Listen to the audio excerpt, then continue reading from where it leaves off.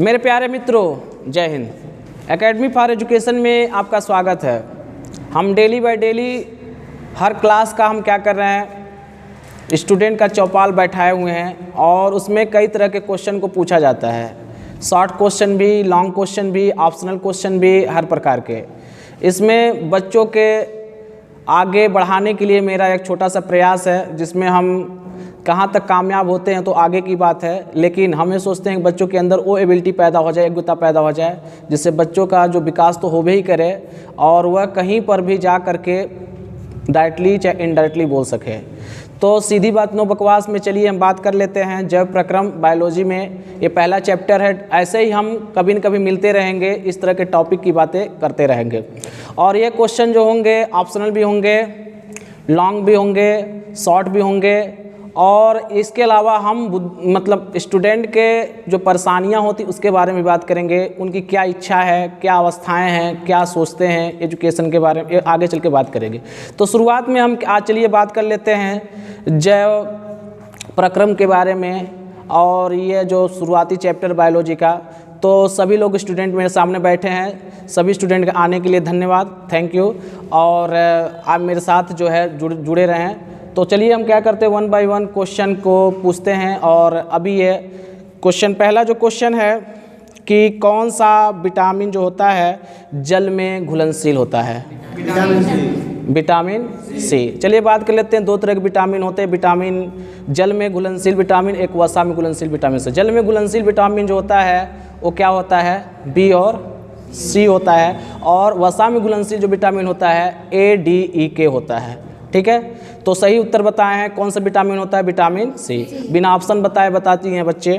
दूसरा क्वेश्चन पूछा है कि स्वपोषी पोषण के लिए कौन सी चीज़ की आवश्यकता होती है? ऑप्शन बोल रहे हैं कार्बन डाइऑक्साइड तथा जल का, क्लोरोफिल का, सूर्य की प्रकाश का, या इनमें से सभी।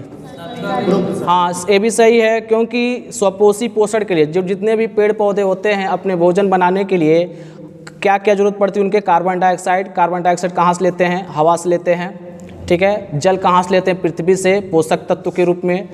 कार्बन डाइऑक्साइड बता, जल होता है सूर्य के प्रकाश से, सूर्य के प्रकाश लेते हैं, जिससे क्लोरोफिल के माध्यम से अपना क्या करते हैं? प्रकाश संश्लेषण करते हैं। और इनको प्रकाश संश्लेषण करने के लिए जो पेड़ पौधे होते हैं ये भोजन सबको तैयार करते हैं और हमको हमारे तक पहुँचाते, इसलिए इनको स्वपोषी कहा जाता है। स्वपोषी वे होते हैं जो भोजन अपना क्या करते हैं? स्वयं बनाते हैं। चलिए अगला क्वेश्चन पूछ लेते हैं। पादपों में प्रकाश संश्लेषण द्वारा भोजन का निर्माण होता है, कहाँ होता है? हाँ, पत्तियों में होता है। ध्यान दीजिएगा, पत्तियों में क्या पाए जाते हैं? क्लोरोफिल पाए जाते हैं और क्लोरोफिल की सहायता से भोजन निर्माण करते हैं। सही है। अगला क्वेश्चन क्या है? निम्नलिखित समीकरणों में कौन सा समीकरण प्रकाश संश्लेषण प्रक्रिया का समीकरण माना जाता है? तो ध्यान दीजिएगा, जब हम बताए थे, जब क्लास में भी बताए थे, आप लोग को पढ़ाए भी रहे होंगे कि प्रकाश संश्लेषण के लिए कौन सी क्रियाएं होती है। तो हम बता देते हैं। चलिए बताइए, कोई बता सकते हैं कि जो है प्रकाश संश्लेषण कौन सी क्रिया होती है? कोई बताए? चलिए हम बता देते हैं। देखिए, प्रकाश संश्लेषण में हम क्या करते हैं, जब 6CO2 की क्रियाएं जो है जल के साथ कराते हैं सूर्य की प्रकाश की उपस्थिति में, पर्णहरिम की सहायता से, पर्णहरिम में, तो ग्लूकोज बनता है और 6 मॉलिक्यूल्स ऑफ H2O बनता है और ऑक्सीजन मुक्त हो जाता है। इसी की प्रक्रिया को कहा जाता है? प्रकाश संश्लेषण का समीकरण प्रक्रिया कहा जाता है। चलिए अगला क्वेश्चन पूछ लेते हैं। प्रकाश संश्लेषण प्रक्रिया के दौरान उत्पन्न होने वाली ऑक्सीजन कहाँ से प्राप्त होती है? कहाँ से प्राप्त होती है? जल से। बहुत बढ़िया, बहुत बढ़िया क्वेश्चन, आंसर है। अगला क्वेश्चन क्या है कि हरित लवक के स्ट्रोमा में कौन सी क्रिया होती है? हरित लवक के स्ट्रोमा में कौन सी क्रिया होती है? तो बताइए, ऑप्शन मैं दे रहा हूँ। प्रकाशिक अपक्रिया, अप्रकाशिक अपक्रिया दूसरा, तीसरा दोनों प्रकाशिक और अप्रकाशिक, और तीसरा चौथा ऑप्शन जो दिया इनमें से कोई नहीं। हाँ, अप्रकाशिक अपक्रिया होती है। ध्यान दीजिए, हरित लवक के स्ट्रोमा में प्रकाश की अनुपस्थिति में अप्रकाशिक अपक्रिया होती है, जिसे कैल्विन चक्र कहा जाता है।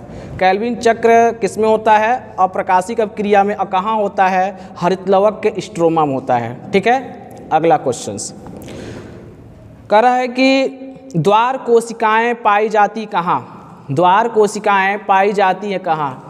इसका उत्तर बता सकते हैं। ऑप्शन मैं दे रहा हूँ। जड़ों में, रंध्रों में, रंध्रों में पाया जाता है। रंध्रों में 2 सेम के बीच के आकार की द्वार कोशिकाएं पाई जाती है।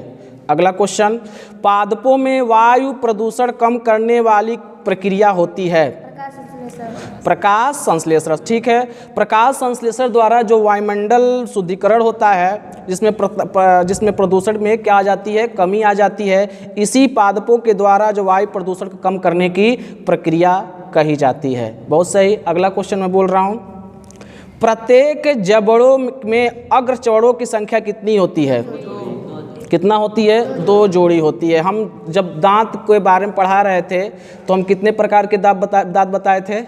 4 प्रकार बताए थे। ठीक है, तो उसमें बताए थे कि उसका सूत्र बताए थे और हर चीज़ बताए थे। तो आने वाले क्लास में जब लॉन्ग क्वेश्चन हम पूछेंगे आप लोग से तो तैयार करके आइएगा, पूरी तरह से हम क्या करेंगे उसको बताएंगे। तो अब अभी क्या ऑप्शनल क्वेश्चन क्या हो रहा है, चल रहा है ऑप्शनल है। अगला, मनुष्य में दूध के दांतों की संख्या कितनी होती है? 20 होती है। बहुत सही।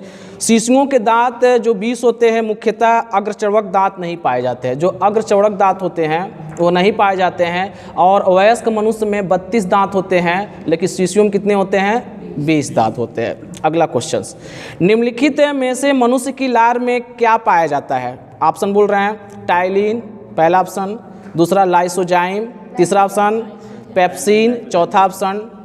तो क्या पाया जाता है? ध्यान दीजिएगा। हाँ, क्या पाया जाता है? टाइलिन और लाइसोजाइम पाया जाता है। मनुष्य की लार में टाइलिन तथा लाइसोजाइम दोनों पाए जाते हैं। ये टाइलिन मंड पर क्रिया करके शर्करा में बदल देता है और लाइसोजाइम क्या करता है? हमारे जीवाणुओं को नष्ट कर देता है। लाइसोजाइम का काम क्या होता है? जीवाणुओं को नष्ट करना होता है। अगला क्वेश्चन क्या पूछा है? ग्रासनली द्वार पर लटकी हुई पत्ती के समान उपास्थि रचना कहलाती है। जैसे हमारे ग्रासनली होती है, ग्रासनली की लटकी हुई चीज़ हम बताए हुए थे, ग्रासनली की लटकी हुई पत्ती के समान उपास्थि रचना क्या कहलाती है? आप हाँ, क्या कहलाता है? घाटी ढापन कहा जाता है, घाटी ढापन कहते हैं। ग्रासनली द्वारा पत्ती के समान लटकी उपास्थि की संरचना घाटी ढापन कहलाता है। ये भोजन को श्वासनली जाने से क्या करती है? रोकती है। यही जब प्रक्रिया ओपन हो जाती है, खुली रह जाती है, तो हमें क्या आ जाता है? हिचकी आती है। क्या आती है? हिचकी आती है। तो अगला देखिए क्वेश्चन क्या है कि आहारनाल की सी के आकार की संरचना होती है, किसमें होती है? ध्यान दीजिएगा, दोबारा क्वेश्चन पढ़ रहे हैं। आहारनाल की सी के आकार की संरचना होती है। पहला ऑप्शन अमाशय, दूसरा ऑप्शन ग्रहणी, तीसरा ऑप्शन ग्रसनी और चौथा ऑप्शन क्रीमरूप परिशेषिका। ग्रसनी, हाँ नहीं, ग्रहणी होता है। सही है, सही, ग्रहणी है। आहारनाल की सी आकार की संरचना ग्रहणी कहलाती है। इसकी लंबाई कितनी होती है? 25 सेंटीमीटर होती है। बहुत बढ़िया। अगला क्वेश्चन, क्रीमरूप परिशेषिका का भाग होता है, कौन होता है? छोटी आंत, अग्नाशय, बड़ी आंत, ग्रासनली। क्या कहलाती है? बड़ी आंत। बड़ी आंत में लगभग 7 से 10 सेंटीमीटर लंबी होती है। ये क्रीमी परिशेषिका से जुड़ी होती है और जो क्या करती है? सेलुलोज के पाचन की सहायता करती है। अगला क्वेश्चन, यकृत स्रावित करता है, क्या करता है? लार, अग्नाशय रस, जठर रस, पित्तरस। पित्तरस, बहुत सही। यकृत क्या स्रावित करता है? स्रावित करता है, पित्तरस करता है। पित्तरस का स्रावत कहाँ से होता है? यकृत से होता है, तो पीछे बताएं। अगला क्वेश्चन, अग्नाशयी रस किसके पाचन में सहायक होता है?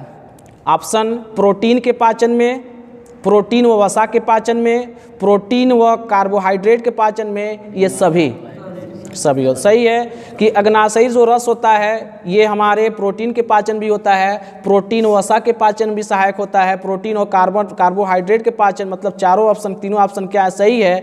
और इसे कहा जाता है पूर्ण पाचक रस कहा जाता है। ध्यान दीजिए, अग्नाशयी रस को पूर्ण पाचक रस कहा जाता है। अगला क्वेश्चन, पित्त का निर्माण होता है, कहाँ होता है?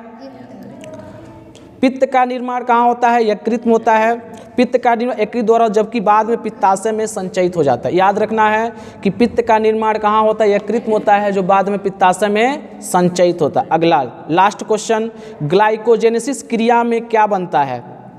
तो 4 ऑप्शन दिए हैं, ग्लूकोज बनता है कि ग्लाइकोजन बनता है कि विटामिन बनता है कि प्रोटीन्स बनता है? कौन सा? बहुत सही। क्या बनते हैं? ग्लाइको जो बनता है। कारण क्या होता है कि जो ग्लाइकोनोजेसिस की प्रक्रिया जो होती है ये यकृत में होता है और ग्लूकोज को किसमें बदल देता है?